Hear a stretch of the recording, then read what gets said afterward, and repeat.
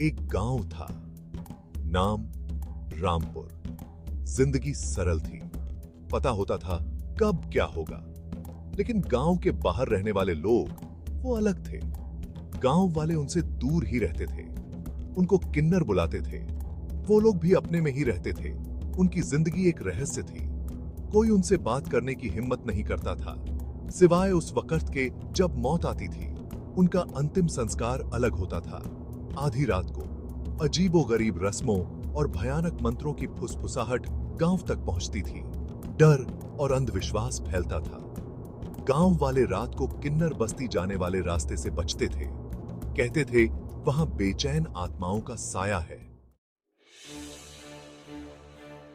रवि अलग था। वो डरता नहीं था, उसे बस जानना था। उसने अफवाहें सुनी थीं, किन्नरों के अंतिम संस्कार के बारे में कहानियां।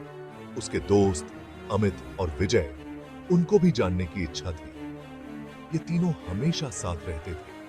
रोमांच की प्यास इनको बांध के रखती थी। एक दिन उन्होंने एक पैक्ट बनाया, वो किन्नर के अंतिम संस्कार को देखेंगे, इन अफवाहों के पीछे का सच जानेंगे। अगली पूर्णिमा एक हफ्ते बाद थी। उन्होंने गांव के बाहर मिलने का फैसला किया, उस जगह जहां जाना पहचाना खत्म होता था और अनजान शुरू। रवि के अंदर डर कुरेद रहा था। उसने खुद को समझाया, वो पीछे नहीं हटेगा, इस बार नहीं। पूर्णिमा की रात आ गई। आसमान में चांद अपनी पूरी चमक के साथ दमक रहा था, भारी, रहस्यों से भरी। धुंध ने जंगल को एक रहस्यमयी आभा दे दी थी। रवि, अमित और विजय अपनी जगह पर मिले।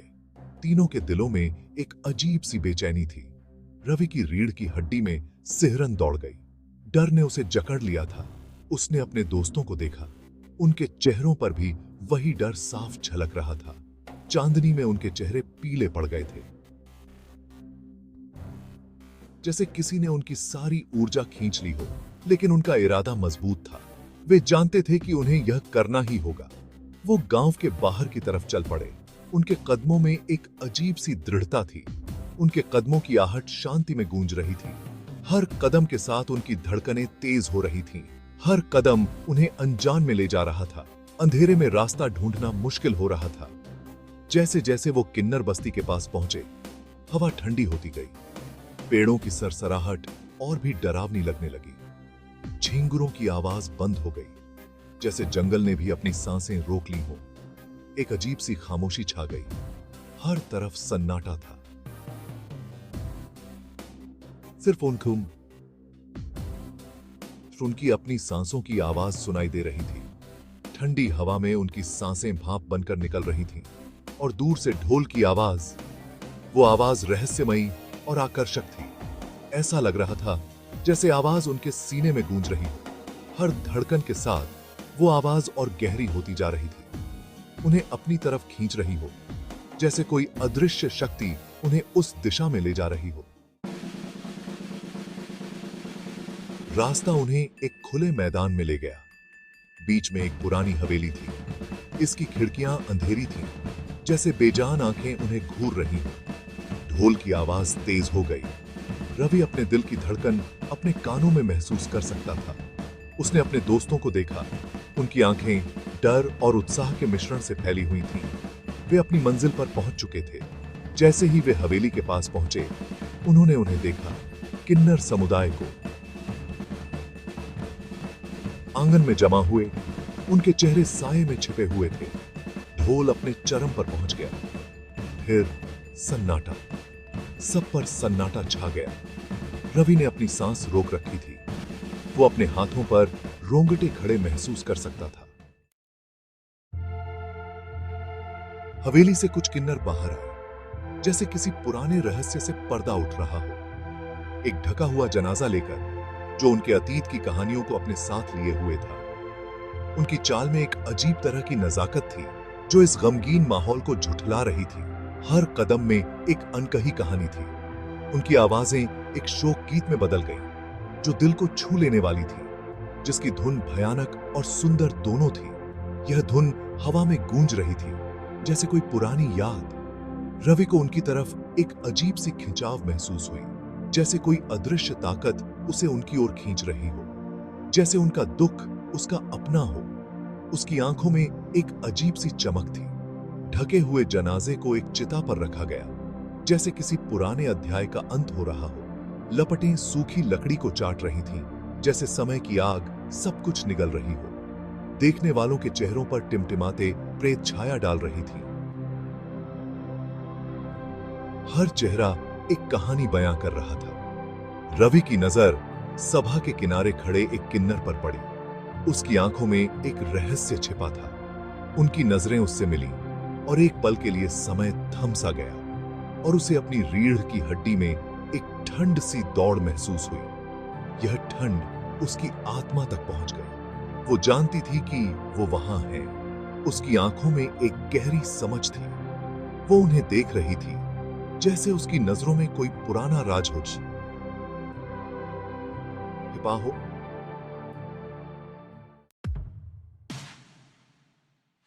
अंधेरे में आंखें। रवि के अंदर दहशत फैल गई। वह भागना चाहता था, किन्नर की ठंडी नजरों से बचना चाहता था, लेकिन उसके पैर जमीन से जैसे चिपक गए। उसने दहशत से देखा कि किन्नर उनकी तरफ बढ़ने लगी। उसका चेहरा अभी भी परछाई में छिपा हुआ था। उसकी आंखें उसे घूर रही थीं। ढोल फिर से बजने लगा, इस बार तेज और ज्यादा बेचैन करने वाला। बाकी किन्नर भी उनकी तरफ मुड़ गए। उनके चेहरे अब आग की रोशनी से जागृत थे। उनके भाव पढ़ना मुश्किल था। रवि ने महसूस किया कि कोई उसके हाथ पर हाथ रख रहा है। यह अमित था। उसकी आंखें डर से फैली हुई थीं। उन्हें वहां से निकलना होगा अभी। भागो और पीछा करो। यह एक रात थी जब डर ने उनके दिलों पर कब्जा कर लिया था। रवि को 2 बार बताने की जरूरत नहीं थी।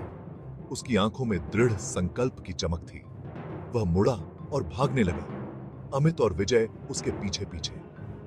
उनके कदमों की आवाजें जंगल की खामोशी को चीर रही थी। वे किन्नरों को पीछा करते हुए सुन सकते थे। उनका जाप उनके पीछे गूंज रहा था, जैसे कोई प्राचीन मंत्र। ढोल उनके कानों में गूंज रहा था, उन्हें भागने के लिए उकसा रहा था। ताल उनके दिल की धड़कन को तेज कर रही थी। वे तब तक भागते रहे जब तक कि उनके फेफड़े जलने नहीं लगे और उनके पैर दया की भीख न मांगने लगे। थकान उनके शरीर पर हावी हो रही थी। जंगल अनंत तक फैला हुआ लग रहा था, जैसे कोई अंतहीन भूल भुलैया। चांद बादलों के पीछे छिप गया था, जिससे वे अंधेरे में डूब गए थे। अंधेरा और भी गहरा हो गया था। वे अभी भी किन्नर को सुन सकते थे, जो अब और पास आ गए थे। उनकी आवाजें और भी स्पष्ट हो रही थीं। उनका जाप उनकी रीढ़ की हड्डी में सिहरन भेज रहा था। डर ने उन्हें जकड़ लिया था, लेकिन वे रुक नहीं सकते थे। बिना निशान के गायब। रवि ठोकर खाकर गिर पड़ा। उसने पीछे मुड़कर देखा। अमित और विजय चले गए थे, अंधेरे में समा गए थे। उसने उन्हें आवाज दी। उसकी आवाज डर से बैठी हुई थी। सिर्फ खामोशी ने उसे जवाब दिया। वह अकेला था। वह मुश्किल से उठा और भागने लगा, आंख मूंदकर, हताश होकर, जब तक कि वह गिर नहीं गया, थका हुआ, हारा हुआ। अगली सुबह गांव वालों को रवि जंगल के किनारे मिला। वह बड़बड़ा रहा था। उन्हें यह बताने में असमर्थ था कि क्या हुआ था। अमित और विजय के लिए खोजी दल भेजे गए, लेकिन वे फिर कभी नहीं मिले। बिना किसी निशान के गायब हो गए। एक स्थायी रहस्य। गांव वाले किन्नर और उनके अजीब अनुष्ठानों के बारे में फुसफुसाते रहे। बाहरी इलाके में रहने वाले समुदाय का उनका डर और बढ़ गया। उन्होंने अपने बच्चों को चेतावनी दी कि वे दूर रहें, जो हुआ उसके बारे में कभी न बोलें। लेकिन 3 लड़कों और किन्नर के साथ उनकी मुलाकात की कहानी जिंदा रही। परछाई में छिपे रहस्यों और जिज्ञासा की कीमत की एक भयानक याद।